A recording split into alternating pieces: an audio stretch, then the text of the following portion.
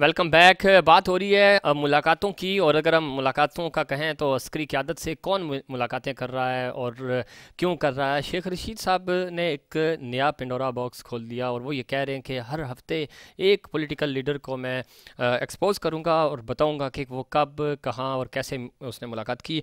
इम्तियाज़ साहब, अब क्या समझते हैं कि ये जो अभी मियाँ नवाज शरीफ साहब ने भी कहा है कि हमारा कोई भी नुमाइंदा जो अब अस्करी क़यादत से, पहली बात है, मिलेगा ही नहीं, और अगर मिलेगा तो हम उसको पब्लिकली प्रेस रिलीज़ के जरिए हम बताएंगे कि हमारी मीटिंग का एजेंडा क्या था। ये क्या हो रहा है सर?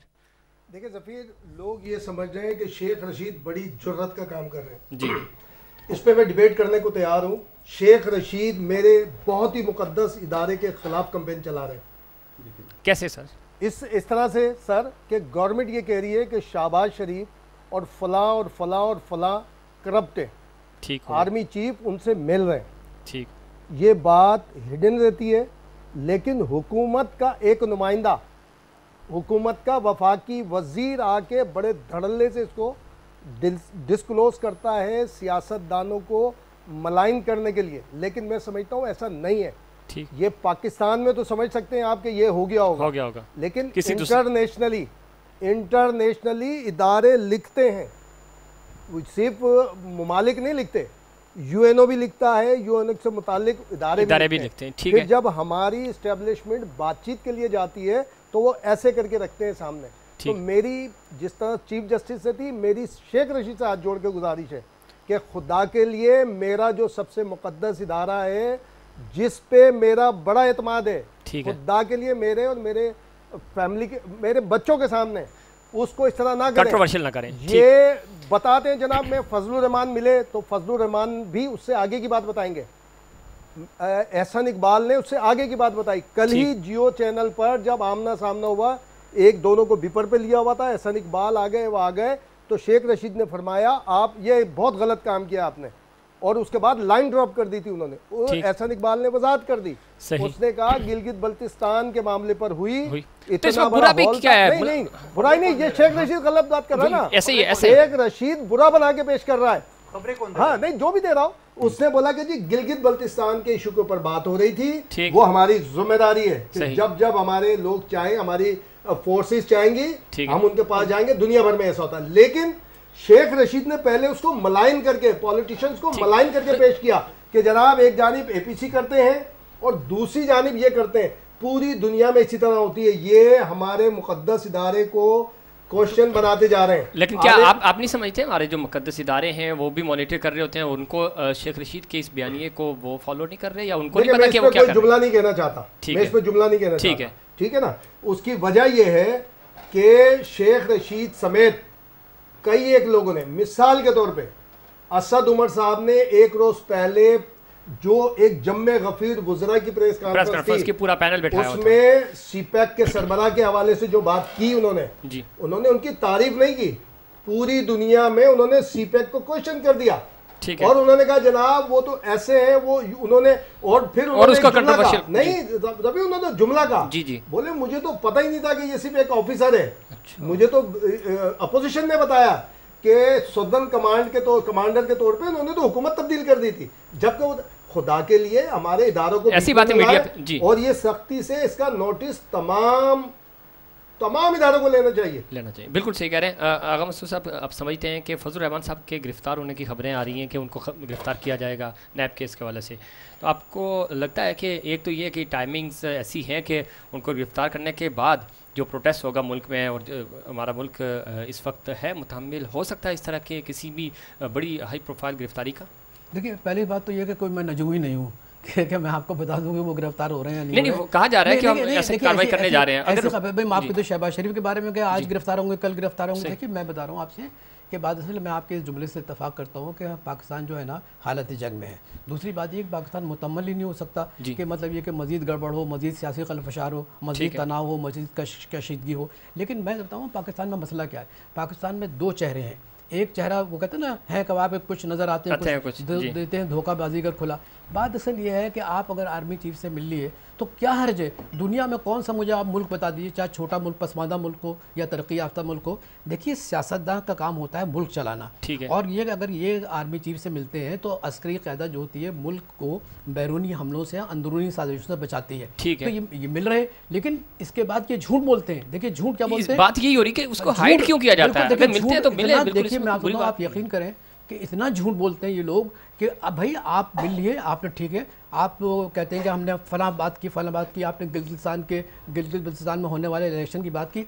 भाई ये तो बहुत ही अच्छी बात है क्योंकि देखिए सी पैक का जो बुनियादी शहरग है, जैसे कहते हैं ना शहरग, जुगुलर वेन, वो तो गिलगित बल्तिस्तान है। तो आप अगर वहाँ बात कर रहे हैं तो बहुत ही अच्छी बात है कि आप एक अपनी राय दे रहे हैं। क्योंकि देखिए जब सियासी क़यादत या अस्करी क़यादत एक दूसरे के करीब आते हैं तो उससे मुल्क में एक इत्तेहाद की फिजा होती है, आवाम भी जो है बिल्कुल ज़रूरी है, ये चीज़ें ज़रूरी है। तो आप ये कि आप इसमें जो, अब मैं बताऊँ, जुबैर साहब साबिक़ गवर्नर, मेरे आपके बड़े अच्छे दोस्त हैं, बड़े गहरे दोस्त हैं। अब मुझे बताइए कि 2 मरतबा वो उनसे मिले, किनसे? जनाब आर्मी चीफ साहब से, और इन्हीं के कहने पे इन्होंने दरख्वास्त की थी।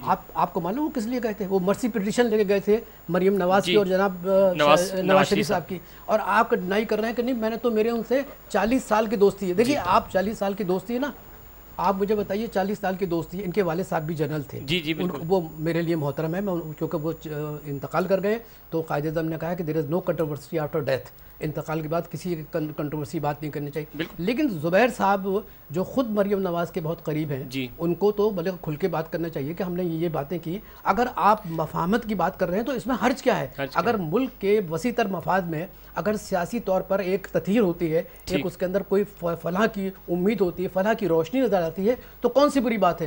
बिल्कुल बुरी बात नहीं, लेकिन इन चीजों को छुपाएं मत। जब छुपाते हैं तो वो कंट्रोवर्शियल हो जाती है। झूठ बोलते हैं, देखिए झूठ बोलते हैं। खुदा की कसम पाकिस्तान का बुनियादी मतलब ये है, यहाँ 90% झूठ बोला जाता है। ठीक है, तो कादिर खान मदोखेल साहब, क्या अपोजिशन ख़ासतौर पे पाकिस्तान पीपल्स पार्टी के लिए कहा जा रहा है कि जो हालिया APC हुई है उसमें पाकिस्तान पीपल्स पार्टी इज्तिमाई तौर पे इस्तीफ़े देगी और अपोजिशन का साथ देगी? आपको लगता है कि आप अपोजिशन इस्तीफ़ों की तरफ जाएंगे? देखिए यकीनन आपको याद होगा जुमला कि नवाज शरीफ साहब ने कहा कि इस्तीफ़े देंगे, तो बिलावल साहब ने कहा कि आपको देंगे, आप जाके स्पीकर को दे दें। हमारा तो ये कहना, ये तो नहीं होगा कि आप खुद मेडिकल लीव पे या जो भी लीव पे आप चलेंगे। आज मुझसे लॉ के स्टूडेंट पूछ रहे थे कि ये कौन सा कानून है। इससे पहले ये गए एक महीने की अपील के टाइम में 6.5 साल बाद है कि अपील मंजूर भी कैसे खुद पे क्या।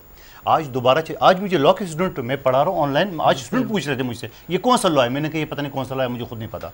अब सवाल ये कि आप खुद अगर बाहर बैठे हो, आप डिस्क्वालीफाई हो चुके, माजरत के साथ आप डिस्क्वालीफाई हो चुके हो, आप MNA नहीं रहे, आपके इस्तीफे दो। मेरे सिंध हुकूमत है, मेरी असम्बली में, मेरे सेनेट में, मेरे डिप्टी चेयरमैन है, सब है। हाँ आप आए, स्ट्रीट को एहतजाज शुरू करें। सही। हम मुश्तरका तौर पे बिलावल साहब ने कहा कि नवाज शरीफ साहब को हम इस्तीफे देंगे, वो जाके स्पीकर को दे।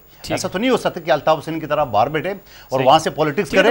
हम अनग्राउंड बैठे हुए, हम जेलों को भी देख रहे हैं, हम गोलियों को भी बीच में भी हम वो कर रहे हैं, सब चीज कर रहे हैं। नहीं हो सकता। नून लीग का पॉइंट ऑफ व्यू भी ले रहे हैं। सेनेटर गौस मोहम्मद साहब ने हमें ज्वाइन किया, मुस्लिम लीग नून के रहनुमा हैं। आप बहुत शुक्रिया प्रोग्राम में वक्त देने के लिए। क्या आपकी जमात और ख़ासतौर पे पाकिस्तान पीपल्स पार्टी, फजल रहमान साहब चूँकि खुद उनकी नुमाइंदगी बहुत कम है, इज्तिमाई तौर पे आप इस्तीफ़े देंगे और मुत्तफ़िका तौर पे आपको लगता है कि आपका जो इत्तेहाद है वो इस्तीफ़ों के हवाले से मुत्तफ़िक हो सकेगा? हाँ बिल्कुल जी, जो APC में तय हो गया है, तो जो इस 26 में साथी का एजेंडा जो है वो तय हो गया है, उसमें इस्तीफे भी शामिल हैं और वक्त आने पर इस्तीफे दिए जाएंगे। इसमें कोई किसी शक की गुंजाइश नहीं है। और अभी SOPs तय हो रहे हैं और आप देखेंगे कि जल्दी इंशाअल्लाह 1 अक्टूबर पहले हफ्ते में जो है वो जलसे और जलसे शुरू हो जाएंगे। बाद में दिसंबर में रैलियाँ और फिर जनवरी लॉन्ग बाद जो इसका ऐलान किया गया है वो इंशाल्लाह होगा, उस तरह ही होगा। हाँ जी जी वो सब दूसरी तरफ जो आपकी आला क़यादत है और उसके हवाले से जो बातें हो रही हैं, ख़ास तौर पे अस्करी क़यादत से जो मुलाकातें हुई हैं, उस पर नवाज शरीफ साहब का भी बयान आया। वो ये कह रहे हैं कि अब हमारा कोई भी नुमाइंदा जो है वो अस्करी क़यादत से मिलेगा ही नहीं, और अगर किसी काम की वजह से मिलना भी पड़ा तो हम उसको उसके लिए एक ऑफिशियली प्रेस रिलीज़ भी जारी करेंगे, बताएंगे कि हमारी मुलाकात का एजेंडा क्या था। ये कन्फ्यूजन्स क्यों है? मुलाकातें होनी भी चाहिए, होती हैं, दुनिया भर में ऐसा होता है, लेकिन ये मुलाकातें हाइड क्यों रखी गई, इनको खुफिया क्यों रखा गया? देखिए जी, हमारे इदारों से मुलाकात तो फिर होती है, हमारे पाकिस्तान का ही इदारा है ना, कोई बिल्कुल बिल्कुल इंडिया का तो है नहीं, पाकिस्तान का है। तो हम तो चाहते हैं कि अच्छा माहौल पैदा हो जिसमें कोई जो एतमाद की फिजा हो और कोई इस चीज़ को पोलिटिसाइज ना किया जाए।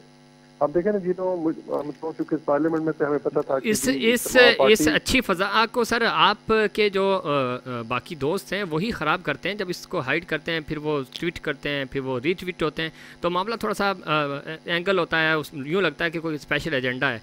तो इसको ओपन रखा जाए, बताया जाए कि हम मुलाकातें कर रहे हैं, मफाहमत कर रहे हैं, तो इसमें कोई बुरी बात तो नहीं है। नहीं, बिल्कुल। अब तो मियां साहब ने ये कह दिया है कि जी जो भी होगा उनकी इजाज़त के बगैर या पार्टी इजाज़त बगैर कोई भी नहीं मिलेगा। ज़ाहिर है, अब एक बहुत बड़ी पार्टी है हमारी, ज़ाहिर अजीज़ वकार हर किसी के फौज में किसी की कोई ब्रिगेडियर होगा, कोई जनरल होगा, कोई मुलाकातें होती रहती हैं नीचे में। ज़ाहिर फिर यहाँ 3-3 4-4 घंटे की मुलाकात हो तो सारे शहर आते हैं, उसमें मियां नवाज शरीफ का इशू भी है, मरीम नवाज जो भी बुकी हमारी पॉलिटिक्स से ज़रूर डिस्कस होती है। तो लेकिन एक चीज़ जिसको ये मुलाकातों को जो गिलगित बल्तिस्तान के मामले में बुलाई गई थी या जिसको जुबैर के हवाले से है, इसको क्रिटिसाइज कर दिया गया है। और मतलब मैं मुझे बड़ी एक कहना चाहिए कि मतलब मुझे बड़ी बहुत ठीक है, बहुत शुक्रिया सेनेटर गौस मोहम्मद साहब, आपने हमारे प्रोग्राम के लिए वक्त दिया। इम्तियाज़ साहब क्या कहते हैं? वो साहब भी कह रहे हैं कि नहीं होनी चाहिए इस तरह की चीज़ें, एक तरफ हो रही हैं और दूसरी तरफ आप डिसऑनर करते हैं। मरीम नवाज़ ने कल कहा था कि जो भी मुलाकातें कर रहा है या जिसने भी मुलाकातें की वो हमारी पार्टी का नुमाइंदा हो ही नहीं सकता, और दूसरी तरफ उनको पता है कि उनका कौन सा कितना ख़ास बंदा, जिस तरह आगा साहब ने भी इशारा किया था। ये सिर्फ सियासतदानों के लिए क्यों कहा जा रहा है? सियासतदान तो 2 नंबर के हैं। मैं क्यों मिला, मैंने क्यों उसको हिडन रखा यार? यही तो देखो, एक बात बताऊं आपको, शहीद रानी मोहतरमा बेनज़ीर भुट्टो साहिबा और मुशर्रफ साहब की जो मुलाकात हुई थी ना जी, उसमें भी देख लो किसने ये बात डिस्क्लोज उससे किससे करवाई गई थी और किसने करवाई थी? यही शेख रशीद थे जी। ऐसा ही उठाओ आप, पता है, हाफिज हुसैन अहमद से पूछ लो। हम थे उस वक्त, हम जब वहाँ दुबई हम गए थे, शेख साहब का बयान भी रिकॉर्ड पे है। नहीं, उनसे जो भी ये काम कर रहे हैं ना जी, उस वक्त तो ये अच्छाई का काम नहीं कर रहे। उसके बाद जो तेजी से पॉजिटिव डेवलपमेंट हो रही थी ना, वो तेजी से डिमोट होती चली गई। आप उठा लें मुशर्रफ और बीबी का रिकॉर्ड के ऊपर है। बड़े सरप्राइज भी हुए थे परवेज मुशर्रफ साहब। जो गिलगित बल्तिस्तान वाली मैंने बात की, तो वो बुलाया गया ना, मैं यहाँ पर आया हूँ स्टूडियो में, तो मेरा प्रोग्राम कौन नशर करेगा? मैं जाके बाहर ढोल पीटूंगा कि जनाब K21 मेरा प्रोग्राम चला, K21 आप ही ने चलाना है ना, आप बुला के लाए, और जब चलेगा तो सब देख लेंगे। अब मैं बोलूँ कि मैं तो था ही नहीं उस प्रोग्राम में, मैं तो था ही नहीं, तो फिर मैं तरदीद नहीं कर सकता ना जी। ऐसे तो ये एक रिवायत बन गई है, प्रोग्राम का वक्त भी खत्म हो रहा है। आप देखिए, रिवायत जो है ना, मैं यही कह रहा हूँ कि इस पे नजर रखें, ठीक, कि जो तारीफ करते हुए दुश्मनी कर रहा है, सही, जो हिमायत करते हुए मुखालफत कर रहा है, बड़ी बारीक ऐसे अनासर को पहचानना चाहिए। आगा साहब, आखिरी मिनट है प्रोग्राम का, क्या कहेंगे? इस तरह की जो चीज़ें हैं, जिस तरफ इम्तियाज़ खान फरहान ने भी इशारा किया कि परवेज़ मुशर्रफ भी उस वक्त बड़े सरप्राइज़ हुए थे कि जब शेख रशीद साहब ने उनको बताया, तो बिल्कुल हिडन थी। उन्होंने कहा था मैं दुबई विज़िट पे जा रहा हूँ, और वो बाद में पता चला कि विज़िट नहीं था, वो तो मुलाकात थी। तो ये देखिए, मैं आपसे कि आप इस तरीके से बेनज़ीर भुट्टो साहबा ने बाकायदा आसिफ ज़र साहब ने जनरल असम्बली से भी मुलाकात की थी, बाद में उनको तमगा दिया था जमहूरियत का। देखिए, मैं ये अर्ज़ कर रहा हूँ कि बात असल ये है कि अगर वाकई आपको पाकिस्तान के अवाम से मोहब्बत है, और अगर आप पाकिस्तान की तहरीक से आपको अगर कोई आगाही है, तो 30 लाख मुसलमान इस पाकिस्तान के खातिर जो है शहीद हुए, तो उन शहीदों का लहू, उन शहीदों की रूहें जो है पाकिस्तान को मजबूत देखना चाहती हैं मुस्तक़िल। तो अब ये जो अभी भी जो नवाज शरीफ साहब ने बात की, मैं इस बात से बिल्कुल इत्तेफाक करता हूँ कि अगर आप मिल रहे हैं तो अपना एजेंडा सामने रखें और आवाम को बताएं, इससे युवा कन्फ्यूजन भी नहीं होगा। और आप जो मफाहमत की कोशिश कर रहे हैं, मुल्क में मुस्तहकम इदारों को बना रहे हैं, तो मेरा ख्याल है उसमें बहुत मदद मिलेगी। मैं ये समझता हूँ कि ये it's a very good thing, it's a very good step. ठीक है, बिलावल साहब भी के वाले से भी बातें हुई हैं, वो भी मिले और बहुत दफ़ा मिले, तो हाइड क्यों? इतने बड़ी पार्टी हो के आप तो मिसाली पार्टी बने कि हम अगर किसी से मुलाकात कर रहे हैं तो क्यों कर रहे हैं? बैकडोर पे आप इस तरह की मफाहमत भी कर रहे हैं, और मफाहमत के बादशाह तो खैर आपके जरदारी साहब हैं ही, लेकिन ओपन रखें ना, ताकि आम आवाम को भी पता चले, आपके जैलों को भी। जैसे इम्तियाज़ भाई ने बात की है, इन मुलाकातों को खुफिया क्यों रखा जाता है, इन मुलाकातों को ऐन वक्त पे क्यों डिस्क्लोज किया जाता है,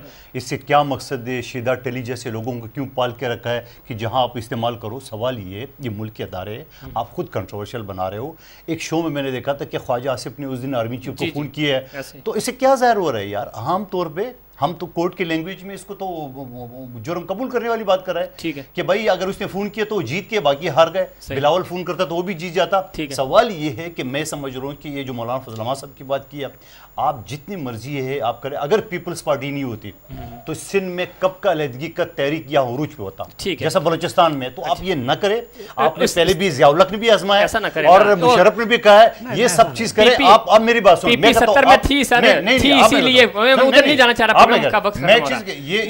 अदारे भी मानते हैं कि पाकिस्तान नहीं होता तो जोड़ने की बात ना करें, ये आपको सूट नहीं करता। इम्तियाज खान फरहान साहब आखिरी 10 सेकंड है, क्या कहेंगे, इत्तेहाद आपको एपीसी वाला नजर आ रहा है कि एक आध दिन में जिस तरह शहबाज शरीफ थोड़े से सुगड़ते हुए नजर आ रहे हैं? भी हमने देखी है और उसके बाद एआरडीबी और सारी चीजें देखी है। सियासतदानों से नहीं जीत सकते आप, ताकत की बुनियाद पर जीत सकते हैं।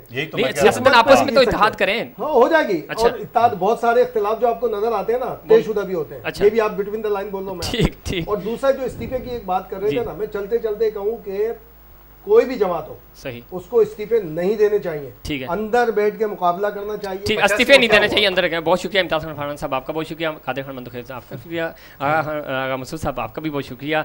नाज़रीन, ये था हमारा आज का प्रोग्राम। उम्मीद करते हैं दीगर प्रोग्राम्स की तरह आपको हमारा आज का प्रोग्राम भी पसंद आया होगा। मुझे और इनसाइड पाकिस्तान की पूरी टीम को दीजिए इजाज़त। अल्लाह निगहबान।